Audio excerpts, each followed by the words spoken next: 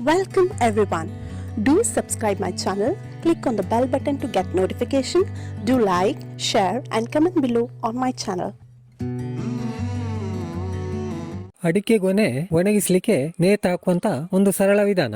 ಇದು ಹಳೆ ಕ್ರಮದ್ದೇ, ಆದ್ರೆ ಇದು ಹೊಸ ರೀತಿಯಲ್ಲಿ ಮಾಡಿಕೊಂಡದ್ದು. ಅಡಿಕೆ ಗೊನೆಯನ್ನು ನೇತು ಹಾಕಿದ್ರೆ ನಮಗೆ ಅದರಲ್ಲಿ ಸ್ವಲ್ಪ ಎಳೆ ಅಡಿಕೆ ಇದ್ರೆ ಚೆನ್ನಾಗಿ ಹಣ್ಣಾಗ್ತದೆ. ಗೊನೆಯಿಂದ ತಕ್ಷಣ ತೆಗೆದ್ರೆ ಅದರಲ್ಲಿ ಪಟೋರ ಅಂದ್ರೆ ಒಡೆದ ಅಡಿಕೆ ಬರುವಂತದ್ದು ಜಾಸ್ತಿ ಆಗ್ತದೆ. ಅದಕ್ಕಾಗಿ ಇದೊಂದು ಸರಳ ವಿಧಾನ. ಆದ್ರೆ ಇದು ಹೊಸ ಕ್ರಮದಲ್ಲಿ 1 ಇಂಚು GI ಸ್ಕ್ವೇರ್ ಟ್ಯೂಬ್ ಮತ್ತೆ 3/4 ಇಂಚು GI ಸ್ಕ್ವೇರ್ ಟ್ಯೂಬಿನಲ್ಲಿ ಮಾಡಿಕೊಂಡದ್ದು. ಹಾಗೆ GI ಯ ಹುಕ್ಕು ಮಾಡಿ ಗೊನೆಗಳನ್ನು ನೇತು ಹಾಕ್ಲಿಕ್ಕೆ ಮಾಡಿಕೊಂಡಿದೆ. ಹೀಗೆ ಮಾಡೋದ್ರಿಂದ ಈ ಸ್ವಲ್ಪ ಎಳೆ ಅಡಿಕೆ ಅಥವಾ ಉರುವೆ ಅಂತ ಏನ್ ಹೇಳ್ತೇವೆ ಅದು ಸಂಪೂರ್ಣ ಹಣ್ಣಾಗ್ತದೆ. ಹಣ್ಣಾದ್ರೆ ಪಟೋರದ ಅಂಶ ಕಮ್ಮಿ ಆಗ್ತದೆ. ಹಾಗೆ ಮಳೆಗೆ ಒದ್ದೆ ಆದ್ರೂ ಕೂಡ ಅದು ತಕ್ಷಣ ಒಣಗ್ತದೆ. ಹಾಗೆ ಅಡಿಕೆಯ ಬಣ್ಣ ಚೆನ್ನಾಗಿ ಬರ್ತದೆ. ಇದರ ಬಾಳಿಕೆಯೂ ಹಾಗೆ. ಇದನ್ನು ನಾವು ಒಳಗೆ ಬಿಚ್ಚಿ ಇಟ್ಟುಕೊಂಡ್ರೆ ಒಂದು 10-12 ವರ್ಷಕ್ಕೆ ಏನು ತೊಂದರೆ ಇಲ್ಲ. ಅಂಗಳದ ಸೈಡಿನಲ್ಲಿ ಏನಾದ್ರು ಗೋಡೆ ಇದ್ರೆ ಗೋಡೆಗೆ ಎರಗಿಸಿಯೂ ಇಡಬಹುದು, ಅಥವಾ ಅಂಗಳದ ಮಧ್ಯಭಾಗದಲ್ಲಿ ಎ ಶೇಪಿನಲ್ಲಿಯೂ ಇದನ್ನು ಸಿಕ್ಕಿಸಿ ನಾವು ಅಡಿಕೆಯನ್ನು 2 ಬದಿಯಲ್ಲಿ ಹಾಕಿಯೂ ನೇತು ಹಾಕಬಹುದು. ಅಡಿಕೆ ಸೀಸನ್ ಮುಗಿದ ನಂತರ ಸಣ್ಣ ಮಾರ್ಪಾಡು ಮಾಡಿ ಒಂದು ಸಣ್ಣ ಆಂಗ್ಲರ್